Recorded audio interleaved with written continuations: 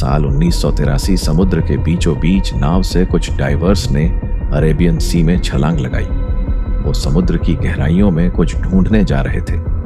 गहरे समुद्र में सतह से कई मील नीचे उन डाइवर्स को कुछ ऐसा मिला जो पूरी दुनिया के लिए चौंकाने वाला था। एक विशाल नगरी, देखने में ऐसा लग रहा था मानो आज के समय की कोई अर्बन सिटी समुद्र के नीचे बसी हो। ऊंची ऊंची दीवारें, सड़कें, मूर्तियां, महल और एक पूरा व्हेल प्लांट शहर। समुद्र के अंदर ऐसी नगरी देखकर वो सारे डाइवर्स हैरान हो गए। पत्थरों के सैंपल्स लेकर उनकी जांच करने पर पता चला कि ये पत्थर महाभारत के समय के हैं और ये वही नगरी है जिसके बारे में महाभारत में भी बताया गया है। ये कहानी है श्री कृष्ण की नगरी द्वारका की। विष्णु जी के 4 धामों में से एक द्वारका गुजरात के जामनगर डिस्ट्रिक्ट में अरेबियन सी के किनारे बसा एक छोटा सा शहर है, जहां हजारों कृष्ण भक्त दूर दूर से प्रभु की सिर्फ एक झलक देखने आते हैं।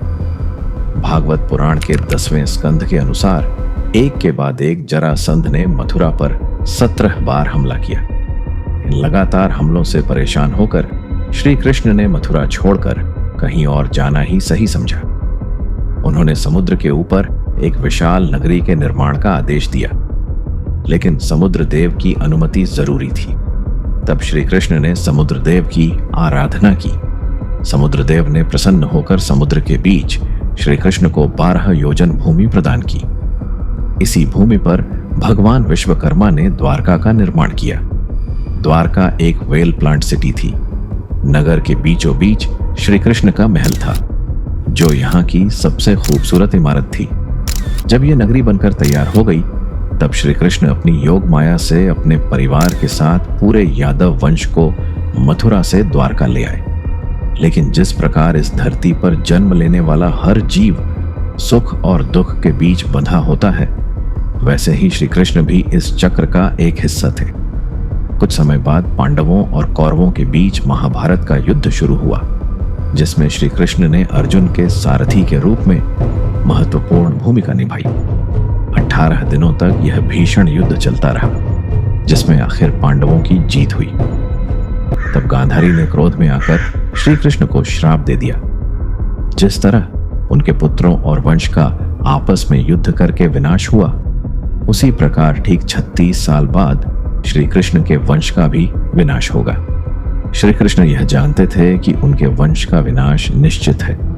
एक बार द्वारका के निकट बसे पवित्र स्थल पिंडारक में कई बड़े साधु संत एकत्र हुए।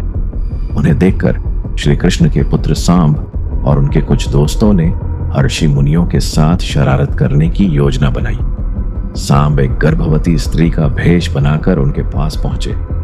ऋषि मुनि अपना मजाक उड़ते देखकर क्रोधित हो गए और उन्होंने उन लड़कों को श्राप दे दिया कि सांब एक लोहे के मूसल को जन्म देंगे, जो यादव वंश के विनाश का कारण बनेगा।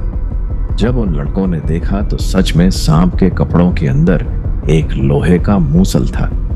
श्री कृष्ण के नाना राजा उग्रसेन को जब इस बात का पता चला, तो उन्होंने उस मूसल के टुकड़े टुकड़े कर दिए और उसे समुद्र में फेंक दिया। उन टुकड़ों को एक मछली ने निगल लिया। वह मछली मछुआरों के जाल में फंसी और जब उसे चीरा गया तो एक शिकारी ने उन टुकड़ों से जहरीले तीर बना लिए। लेकिन टुकड़े होकर खत्म हो जाने के बाद भी यह मूसल यादव वंश के विनाश का कारण कैसे बन पाया? 36 साल बीत चुके थे और माता गांधारी के श्राप के साकार होने का समय आ चुका था। श्री कृष्ण के पुत्रों ने भी आपस में युद्ध करना शुरू कर दिया। एक एक करके पूरे वंश का विनाश हो गया और यहां तक कि बलराम जी ने भी धरती का त्याग कर दिया। श्री कृष्ण ने जब यह देखा तो वे पास ही एक पीपल के पेड़ के नीचे बैठ गए। उसी समय जरा नाम के एक शिकारी ने उन्हें हिरण समझकर उन पर तीर चला दिया। वही तीर जो मछली के पेट से निकले टुकड़ों से बनाया गया था। अर्जुन जब द्वारका पहुंचे तो जो दृश्य उन्होंने देखा उसे देखकर उनका दिल दहल उठा। पूरी द्वारका आग की लपटों में जल रही थी, लेकिन अर्जुन ने साहस रखा और श्री कृष्ण से किए वादे के अनुसार सभी औरतों और बच्चों को वहां से सुरक्षित बाहर निकाल लिया। खाली होते ही द्वारका समुद्र में समा गई।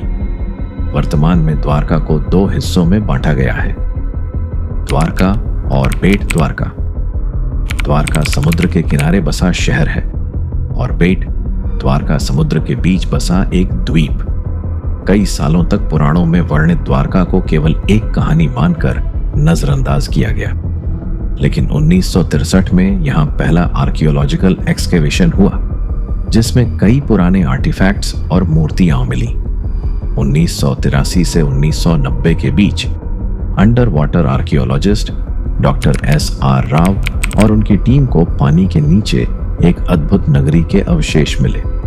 कार्बन डेटिंग से यह प्रमाण मिला कि ये पत्थर महाभारत काल के हैं और जब इस नगरी का एरिया मापा गया तो उसका माप 12 योजन निकला।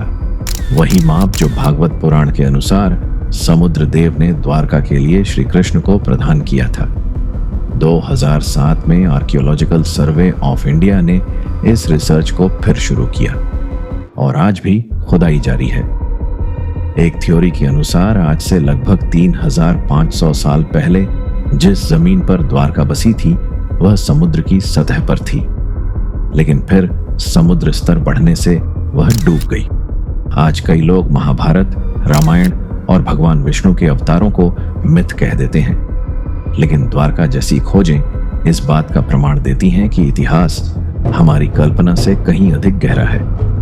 ऐसी ही अनसुनी, अनकही और अनदेखी कहानियों के लिए चैनल को सब्सक्राइब करें। मिलते हैं अगले एपिसोड में।